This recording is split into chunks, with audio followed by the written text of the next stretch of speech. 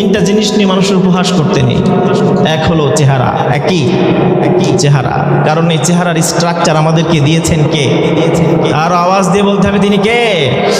হুয়াল্লাযী ইউসাউবিরুকুম feel আরহামি কাইফা ইয়াশা লা ইলাহা ইল্লা হুয়াল আজিজুল হাকীম। পড়েন আল্লাহু আকবার।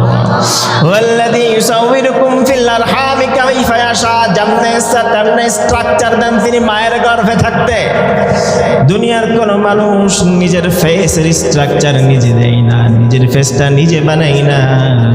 গোটা পৃথিবীর সব মানুষ কিংবা জিন কিংবা অন্য কোনো প্রাণী, সকল প্রাণী সকল জীবজন্তুর চেহারার স্ট্রাকচার দেন একজন, তিনি কে? তিনি মাতৃগর্ভে থাকতে এটা নির্ধারণ করে দেন সাদা হবে নাকি কালো, ফর্সা হবে নাকি কালো নাকি ধলা, উঁচু নাকি খাটো হবে, এই সব আমার আল্লাহ স্ট্রাকচার দেন। 2 নম্বর হচ্ছে নাম। কারণ নাম নিয়ে উপহাস করবেন না, খবরদার।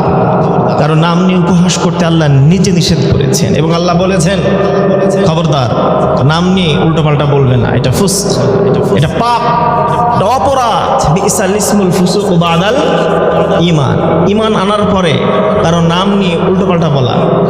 নাম কত সুন্দর, আব্দুল কুদ্দুস ডাকে কুদ্দুচ্চা, আছে না নাই?